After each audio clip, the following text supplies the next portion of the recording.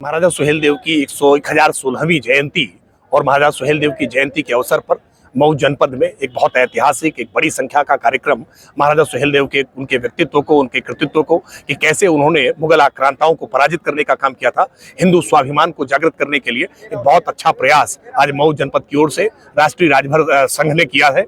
इस कार्यक्रम के आयोजक विजय राजभर जी ने बहुत एक अच्छा संयोजन किया है, जिस कार्यक्रम में बबन राजभर जी, कालीचरण राजभर जी, तमाम सारे ऐसे गणमान्य अतिथि उपस्थित रहे। इन सबकी उपस्थिति में आज महाराजा सुहेलदेव के जन्मदिन पर, उन जन्म जयंती पर उनको श्रद्धा सुमन अर्पित किए हैं, उनको याद किया है, उनको स्मरण किया है।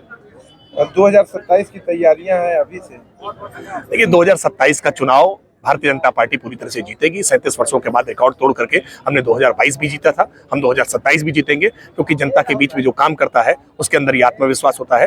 आज महंत योगी आदित्यनाथ जी के नेतृत्व में, नरेंद्र मोदी जी के मार्गदर्शन में उत्तर प्रदेश की जो सरकार चल रही है, इस सरकार ने गाँव गरीब किसान के लिए बहुत अच्छे काम किए हैं। इसलिए मैं पूरा भरोसा है कि अपने काम के आधार पर हम तीसरी बार उत्तर प्रदेश में फिर भारतीय जनता पार्टी की सरकार बनाएंगे। लगातार मंच से गाजी और तमाम जो आक्रमणकारी रहे उनकी चर्चाएं होती रही। विपक्ष आरोप लगाता है कि भेदभाव की राजनीति करता है भाजपा या भाजपा के लोग, इस पर क्या कहेंगे? देखिए, बहुत दुर्भाग्यपूर्ण रहा है कि मजहबी तुष्टीकरण की राजनीति ने इस देश के मुगल आक्रांताओं का भी महिमा मंडन करने का काम किया।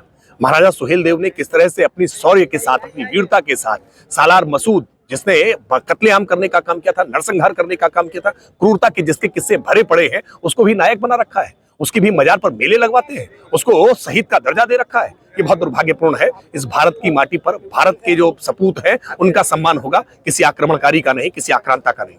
एक नारे को विपक्ष लगातार बुनाता रहा है कि बटोगे तो कटोगे, क्या है इस पर आपने भी चर्चाएं की, क्या है?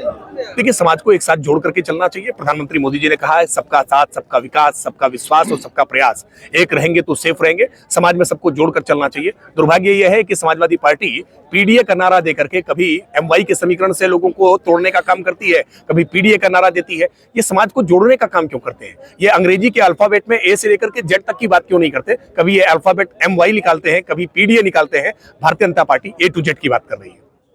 इंडिया गठबंधन इस बार कह रहा है कि मोदी को भगा देंगे, क्या कहेंगे इस पे? नहीं, इंडी गठबंधन बचा ही कहाँ है। आज केजरीवाल जी के साथ पूरी तरह से बाहें तान रखी हैं, तलवारें चढ़ा रखी हैं। केजरीवाल जी को कितना बुरा भला इस समय राहुल गांधी जी कह रहे हैं, और राहुल जी के बारे में कैसे कैसे विचार आज केजरीवाल जी व्यक्त कर रहे हैं। दोनों आपस में लड़ रहे हैं। समाजवादी पार्टी कांग्रेस के खिलाफ वहां प्रचार कर रही है। इंडी ब्लॉक पूरी तरह से टूट चुका है।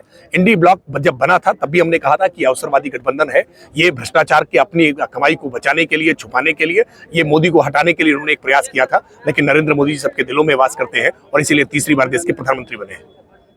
मुगलसराय स्टेशन का जो लिखा जा सकता है, किसी को छोटा करने का प्रयास नहीं करना चाहिए। सबके साथ थे, सबके साथ है, किसी को छोटा करने का लेकिन मुगलसराय स्टेशन पर लिखा गया, यही तो साजिश है। इस साजिश में सफल होने नहीं देंगे किसी को। नहीं, हमारा कहने का मतलब सर है कि मान लीजिए स्पष्ट है, महाराजा सुहेलदेव हिंदू हृदय सम्राट है, हिंदू रक्षक है। तो राजभर है कि नहीं?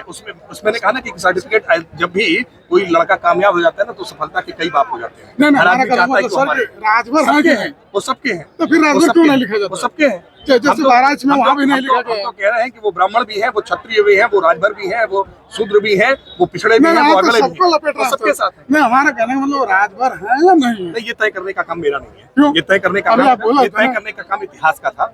दुर्भाग्य रहा है कि इतिहास में कल्पित करने का प्रयास। लेकिन अभी तो भाजपा सरकार है ना, केंद्र से लेकर राज्य में, अभी तो आपने हमने तो सबका माना। बजट सत्र पे क्या कहेंगे, कितना खास होगा गरीब जनता के लिए, युवाओं के लिए?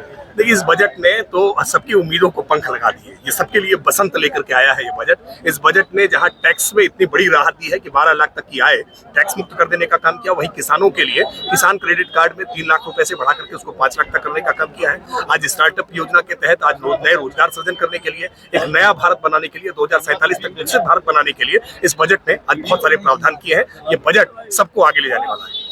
कल जब बजट पेश हो रहा था तो विपक्ष काफी हंगामा कर रहा था, लगातार बेरोजगारी और युवाओं के मुद्दे को उठा रहा था, इस पर क्या कहेंगे? देखिए, विपक्ष के पास तो अब कोई जवाब नहीं बचा है। राहुल गांधी बिना मीडिया से बात किए चले गए, उनके पास आलोचना करने के लिए भी शब्द नहीं है, क्योंकि पहले उनको अंदाजा ही नहीं था कि बजट इतना अच्छा भी हो सकता है। इस तरह के अच्छे बजट की कल्पना विपक्ष ने नहीं की थी, इसलिए विपक्ष की बोलती बंद हो गई है। मिल्कीपुर और दिल्ली के चुनाव को लेकर क्या कहेंगे? दिल्ली में भारतीय जनता पार्टी इस बार प्रचंड बहुमत के साथ चुनाव जीत रही है। मिल्कीपुर में भी भारतीय जनता पार्टी की सीट बहुत अच्छे मार्जिन के साथ आ रही है। दिल्ली में भारतीय जनता पार्टी सरकार बनने जा रही है। महकूम पर सर जी क्या बोलेंगे भैया?